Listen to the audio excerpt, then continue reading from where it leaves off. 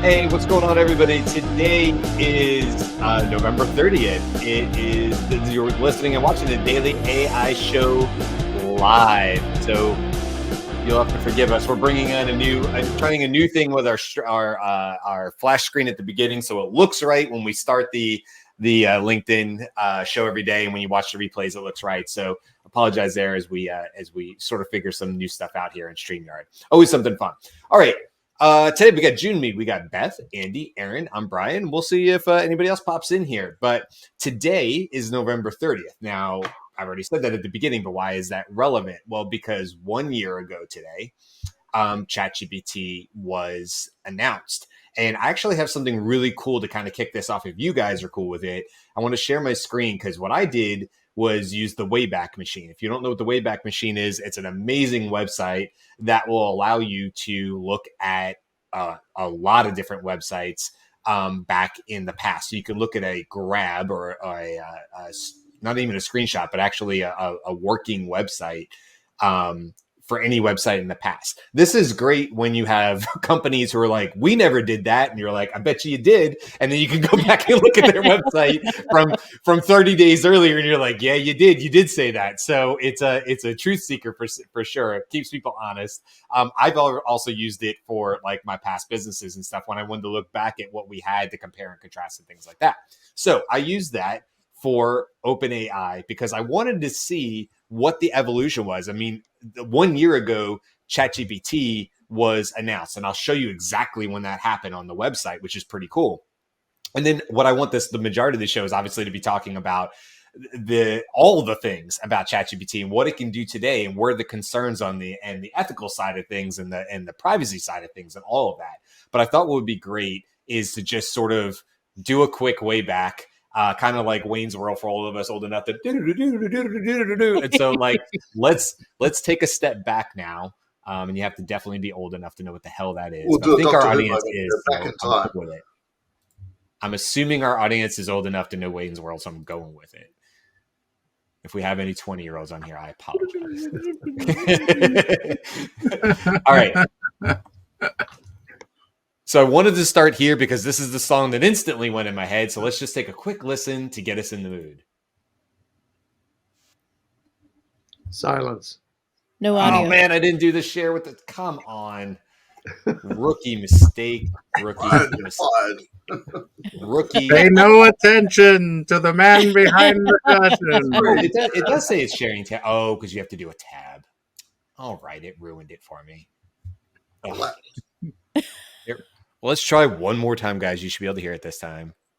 Turn it all the way up. Can we hear it? I'm with Yes. And you Yes. in a world of pure imagination. Literally all I wanted to play there. But of course, this has got to be harder. So now we're moving on because I have to go back and share the whole screen. This is just amazing. All right, here we go. All right, so what I wanted to do is, never mind Gene Wilder there, but that's the song that's stuck in my head.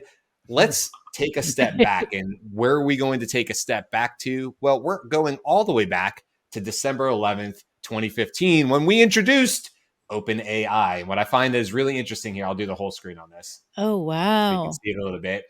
Written by Greg Blockman, Ilya how do you say his last name? Suskova, and the OpenAI team. And it talks about what they're there to do, looking forward. And if we look all the way down here, Open co-chairs are Sam Altman and Elon Musk, which we knew that Elon was part of this to begin with and then had a falling out and stepped away. But one of the things I wanted to point out was, number one, the beginning of OpenAI as we know it today. And this was the website. This is like, hey, introducing it about, that's it. There you go, OpenAI. So now we're going to jump ahead to, if you can see the dates up here in the upper right corner, but I'll say it for other folks as well. Now we're at January 26, 2017. So we've moved ahead quite a bit. And now we're starting to see that it's basically still a blog. But what I wanted to keep this one on for is OpenAI and Microsoft from November 15th, 2016. And we're working with Microsoft to start running our most of our large scale experiments on Azure. This will make Azure the primary cloud platform that OpenAI is using for deep learning and AI, and will let us connect more research and share the results with the world. So if anybody was thinking that OpenAI and Microsoft had, maybe Microsoft had jumped on the bandwagon, when ChatGPT began, no, they were working with Microsoft hand in hand. I don't know at this point whether Microsoft had invested in OpenAI, but we can see from early to or late 2016 that they were in fact definitely working together. So now we're going to jump ahead really quick, so I don't want to take too much time. Now we're at September 3rd, 2019. And we have what I found. Now, I'm sure it was GPT-1 was on here before this. This is the first time I saw GPT come up. So GPT-2, a 6-month follow-up. And so on this one, we are now seeing we've released a 774 million parameter GP2. The key things we've learned, partnerships that we're working with. So Cornell University, Middlebury Institute of International Studies, the University of Oregon, and the University of Texas at Austin. And future releases. What I found interesting here, it talks about at the bottom here, I think, whether we think that a combination of stage release and partnership, blah, blah, blah, the issues were inherent. We hope that our work with GP2 discusses the further technical part where publishing will help. Somewhere in here, though, I thought it said in this one, I could be wrong, where basically they say, we'll see. We don't really know if we don't know what the future is. We'll see how this goes, is essentially what the summary was on this one. So then we'll jump ahead. Now we're in 2020. We're on July 1st.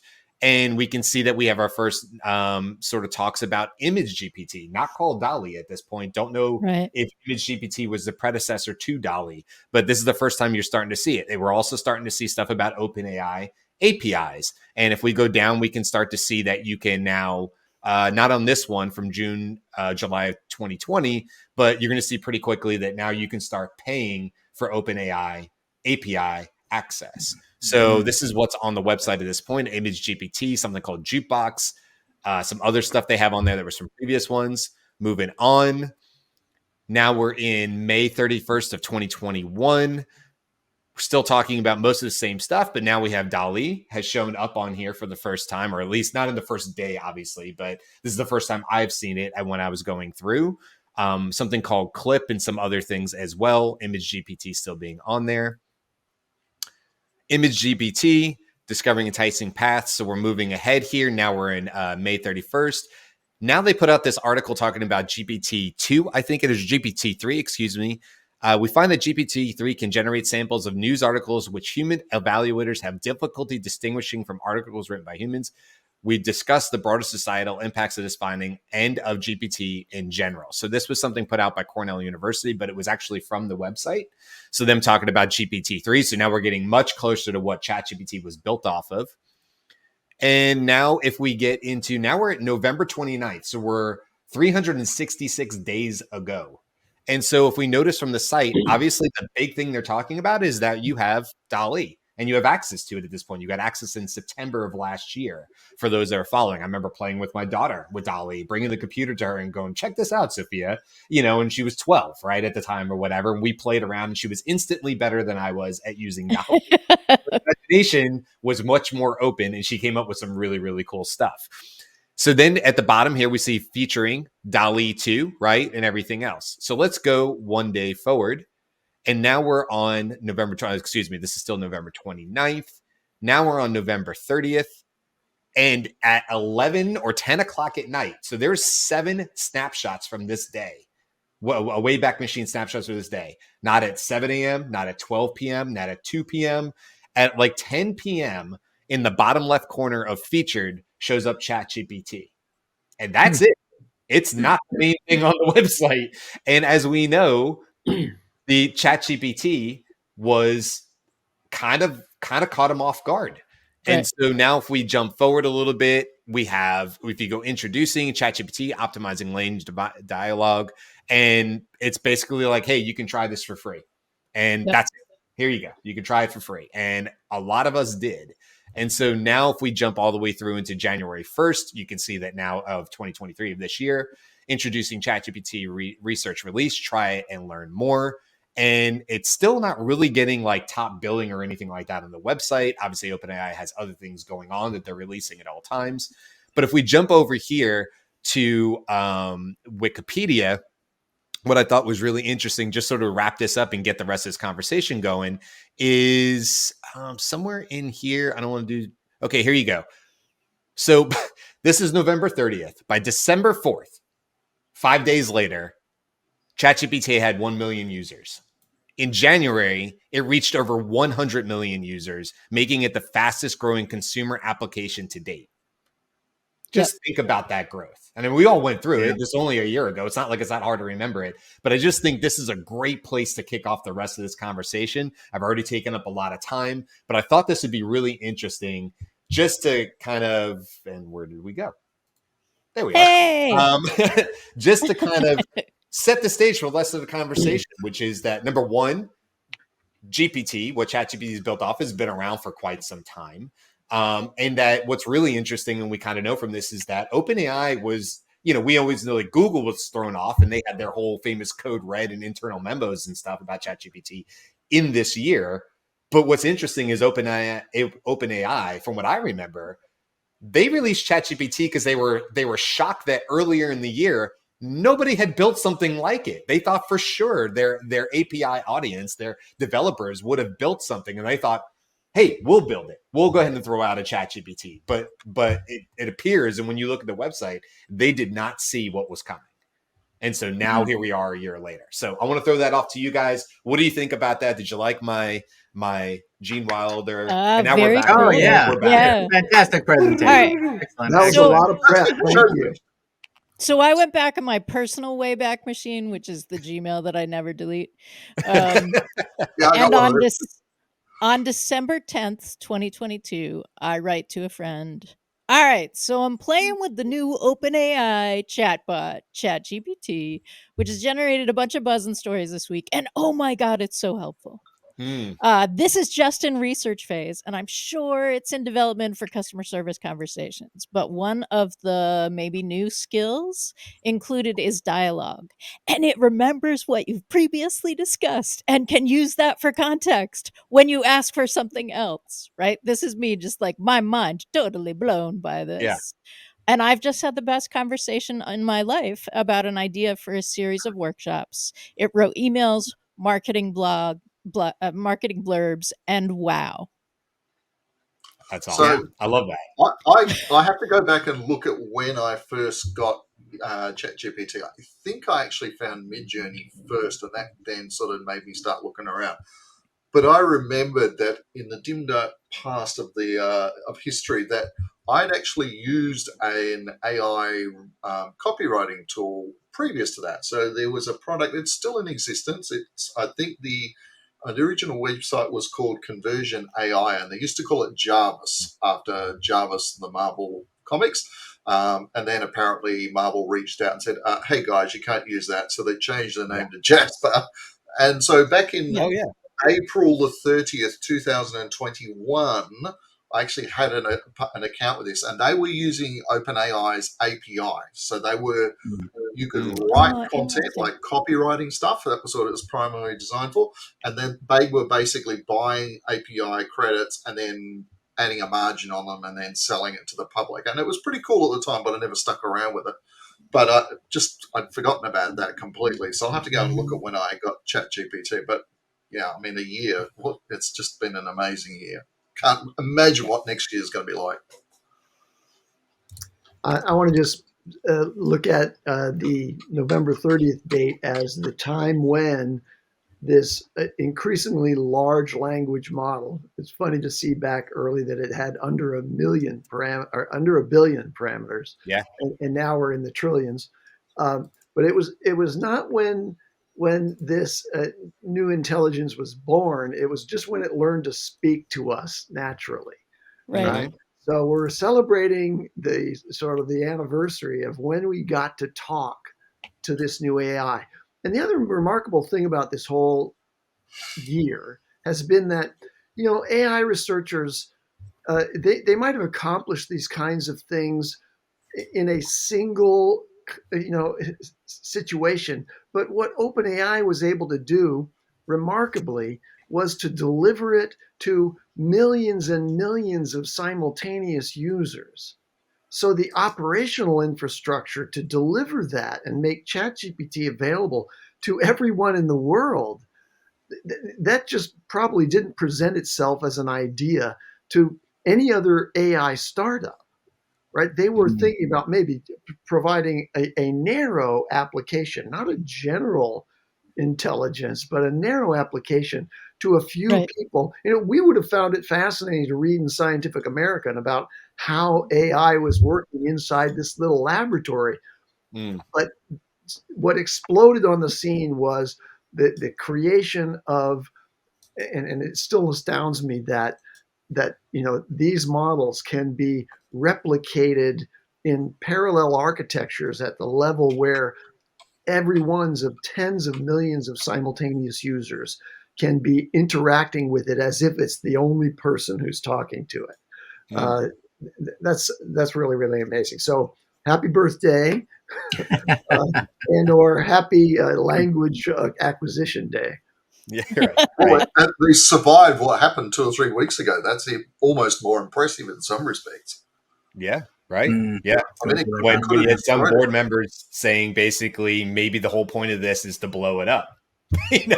Like the one I can't remember what her name is, but she was like, maybe that's exactly what should happen. The phrasing was that the end of this company would be consistent with the mission.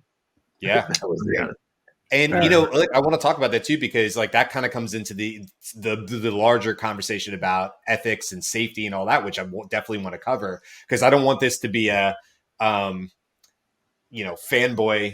type situation. ChatGPT, there are problems and deep concerns about ChatGPT that need to be discussed. So I want to take some time with that, but when you look back at that 2015 website, obviously the OpenAI website is all about, this is our mission, and only secondary to that is come work for our team.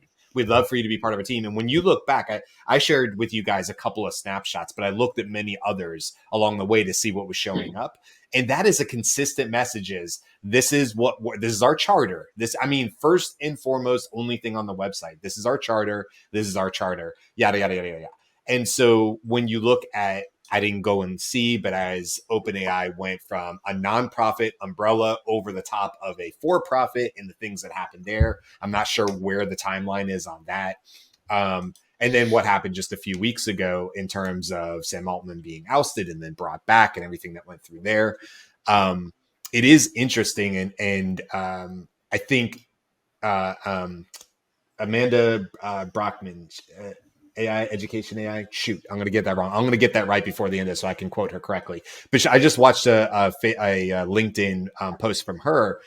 She was referencing this jailbreak that just happened, like literally just came out in the news yesterday or today, which is that if you took not 4, but GPT 3.5 and you ask it to write the word poem indefinitely, it breaks the system. And there was a group of researchers who figured this out. And what it started doing was giving out, I don't know how it was hallucinating or not, it gave out Zoom links. It gave out people's personal information in terms of their names and stuff like that. It started giving all this really bizarro type stuff that happened after asking the model to repeat the word poem indefinitely or whatever. And so multiple people tried this and multiple people said, yeah, this is 100% success rate with this. Now, whether this has been fixed at the time of this recording, I didn't go and try this. Honestly, it just seemed like, okay, fine. I wanted to learn about it. But I think what it is, the broader conversation here is that there are still some very real concerns about how safe it is for both personal in education for students in healthcare when it comes to HIPAA and in business when it comes to protecting IP. How safe is it to use ChatGPT, despite the fact that there are different options on there to remove yourself from their training data set and everything else? Is this a reliable tool at this point on 1 year on its birthday for businesses and people? What do you guys think? Well, I think first I want to say, I think you're referring to Amanda Bickerstaff. Thank you. Yeah. Thank you. Yeah. She's amazing, by the way, and her company. Yeah, she's an influencer in the education area, for AI, and I remember the name. The thing I wanted to say is that, relevant to your question, Brian, in the news today is that Google researchers were able to get ChatGPT to expose its training data. And is that it? Is this the same thing? I don't think so. I don't know that. Maybe. Anyway, that's Amanda Bickerstaff. but I just read it before we got on the show. But the implication is counter to what I've been thinking before, which is that the weights that are in these very large models, they provide for the ability to predict based on that training, but they don't actually store specific information. But we've always been a little nervous that, well, maybe you could reconstruct the actual training data so that this has implications for the intellectual property arguments that artists have, for example. Like, well, is my tome in there in its entirety? And did you basically copy it over there and without permission? The indication that the Google researchers were able to extract training data is related to all that. And so it's an open question. I'm definitely interested in following up on that question because it'll inform a bunch of things that we've been following. Just type in Google poem indefinitely. It will come up. I don't know why it's the word poem, by the way. I don't know why that sort of breaks the system. I'm just looking at a screenshot here. I won't bother sharing it, but like when Amanda did this, it's got all sorts of weird stuff like management agency, hazard migration funds, CBGDR, prospect review committee, 2017, eligibility requirements. It's got dates in there and stuff. I don't know what it's referring to. It's talking about 60 applications and an award of 250. That's in the ChatGPT for 3.5 from the poem thing. Mm-hmm. It makes no sense, and it's really bizarre. It's like how I approach movies. I like to give plenty of slack, benefit of the doubt, and everything like that. So if something is happening, right, they tell you something, they show you something, then try and figure out the reason why that is, as opposed to saying, oh, this is completely wrong. My initial thought, Ryan, when you were reading off all that stuff, what if you were told to say the word poem indefinitely? I mean, I think that's a form of torture, right? So you'd just be like, what do you want to know? What are you really asking? It's my social security number. It's my neighbor's social security number. Yeah. So no, I think you're right, Jimmy. I don't know how about that.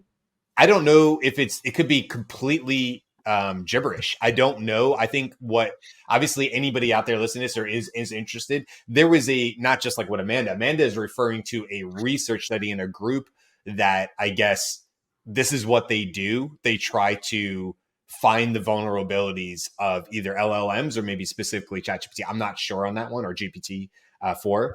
And it doesn't work, by the way, on 4. It works on 3.5 based on what she said. So I'm not really sure. I'm able to get ChatGPT to break every day. I sit there waiting for it to answer after saying something really innocuous. Yeah. Which is a fair point. Which is part of like, if you're listening to this, please don't break it today. Please don't break it tomorrow. Right? Yeah. I need to use it every day, so just chill. No. And I'm glad there's groups like that, these research groups that are testing these things, because we always have to try and improve it one way or another. I do remember roughly.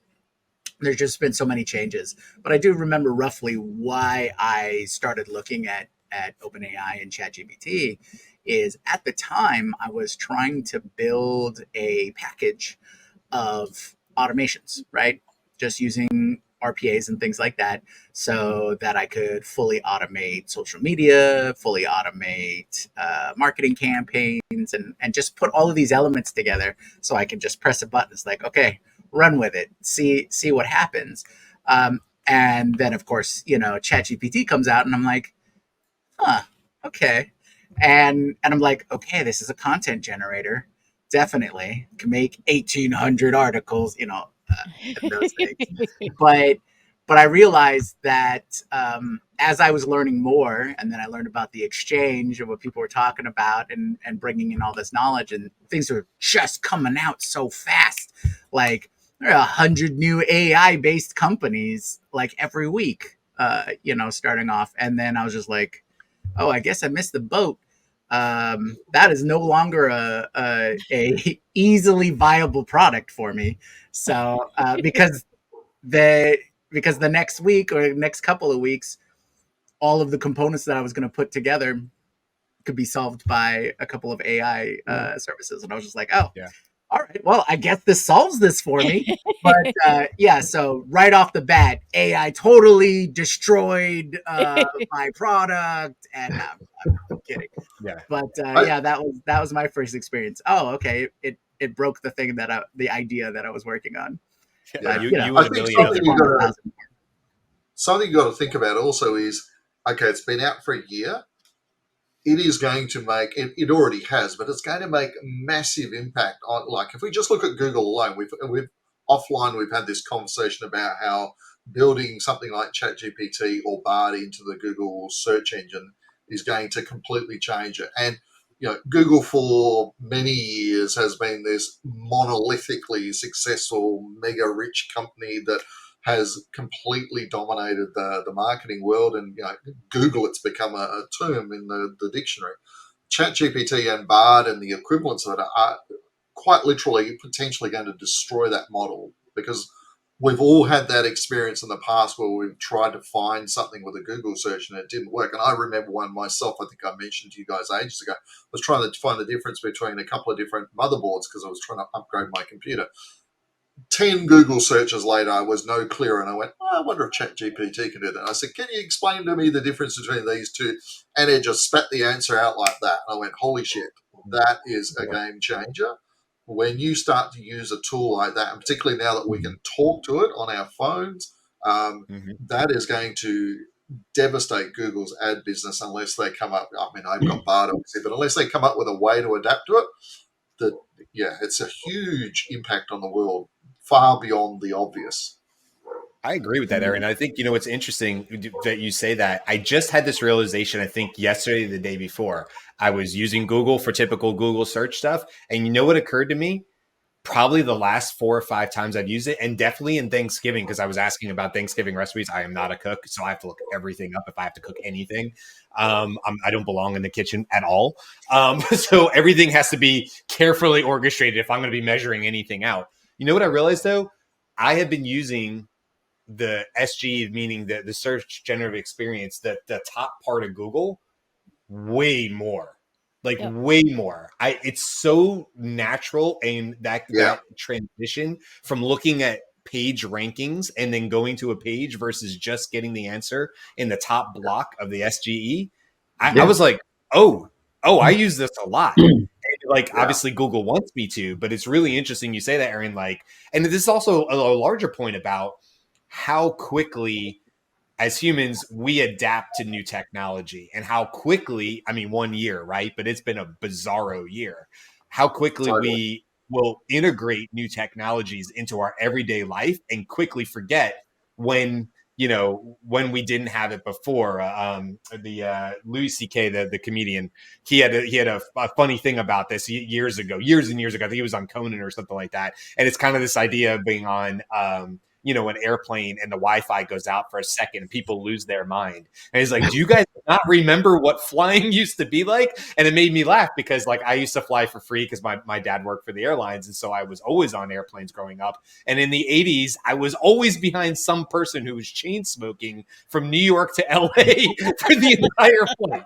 I was just in a cloud of smoke on the plane for 5 hours as a kid.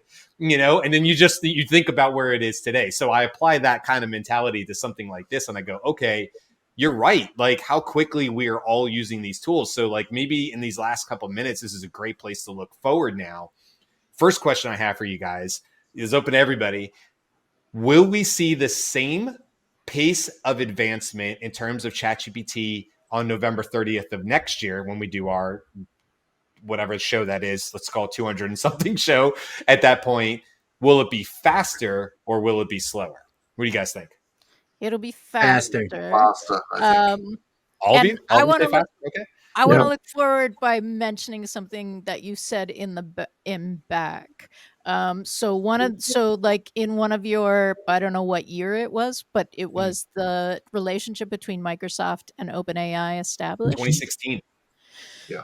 And if we think about the fact that they're building all this on the Azure servers, and that they did not expect it to blow up, Microsoft is the reason that ChatGPT was able to be successful in the can you imagine those phone calls? And that makes these past phone calls make a little bit more sense. Yeah. Right? Like the phone calls of like, hey, so we did a thing. We didn't think it was going to blow up, but now we need a lot of server space. Well, Yeah. I mean, could Amazon with AWS have done the same thing though? I mean, AWS was out before They Azure. could have, but OpenAI partnered with Microsoft, not Right. AWS or Google. Oh, agreed. So, I mean, I And I think that was a big. This has just been awesome for Microsoft. I mean, it's proof of concept. It's like, yeah, ChatGPT, like you just said, Beth, ChatGPT, OpenAI, we make that work. Here's why it'll go faster. Okay. What became clear in GPT-3 was that it was capable of what's called in-context learning, which is this emergent property of a very large neural network to do things that's not in its training weights, right? It has a reasoning capability. At some point during this year, it became clear that Chat GPT 3.5 Turbo was capable of exceeding the typical resonance capability of doing clinical reasoning in medical environment. Okay, so it has a reasoning capability, and AI is going to now apply that reasoning capability to the advancement of AI.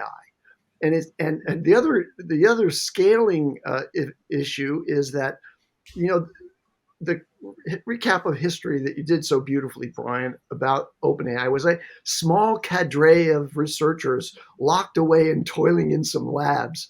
Well, now it's tens of thousands, maybe hundreds of thousands of engineers around the world equipped with enormous budgets, and they're all pursuing the same thing, which is let's advance that reasoning capability, not just content retrieval.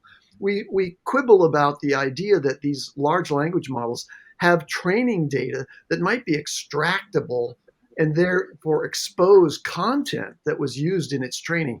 That's kind of, in my mind, irrelevant to the bigger issue of these large neural networks mimicking the capabilities of a human brain have reasoning capabilities, and that's what's going to advance. And we're going to be even more amazed at what happens when really, really super intelligent LLMs start to apply that reasoning in new ways we haven't thought of.